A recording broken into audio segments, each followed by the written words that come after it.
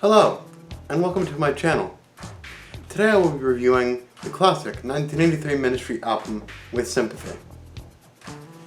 I say it underappreciated because even Al Jurgensen, the only consistent member of Ministry, hates this album with every bone in his now goblin-like body. No offense, Al. Al has said many things about this record over the years, such as how Arista set him up, it wasn't his product, he didn't want anything to do with it, he was being forced out of contractual obligation, he was being dressed up like a fruit.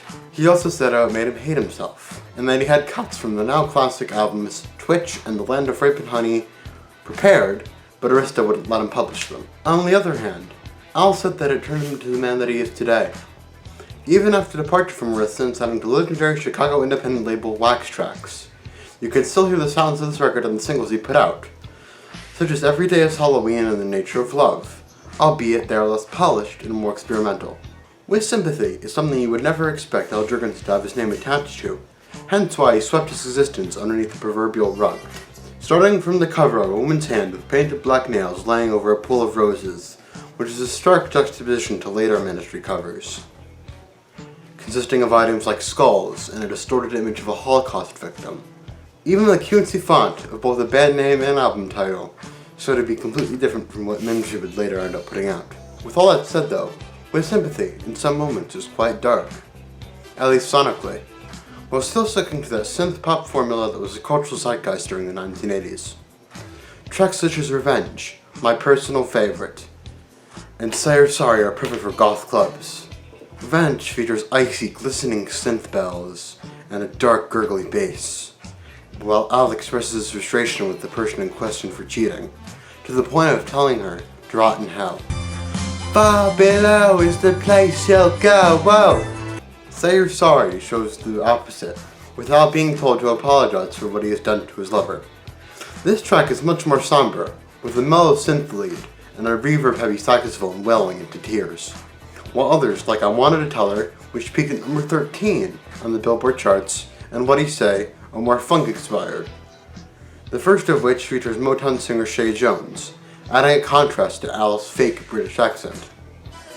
Speaking of which, Al Jurgensen was born in Cuba and lived in Chicago, but the inspiration from early new wave acts from Britain, such as Depeche Mode and New Order, were an influence on Al, hence why he fakes the British accent, something which continued on subsequent singles after his album, as well as Twitch.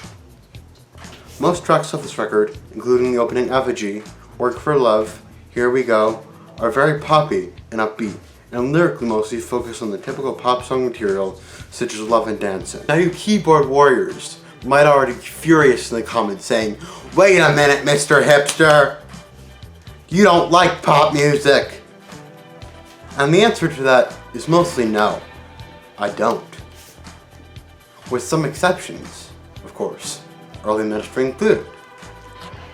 I would have never found out about this record had it not for been discovery of my parents' Ministry CDs. The previously mentioned Twitch, The Land of Rape and Honey, as well as the Wax Trax singles and The Mind is a Terrible Thing to Taste.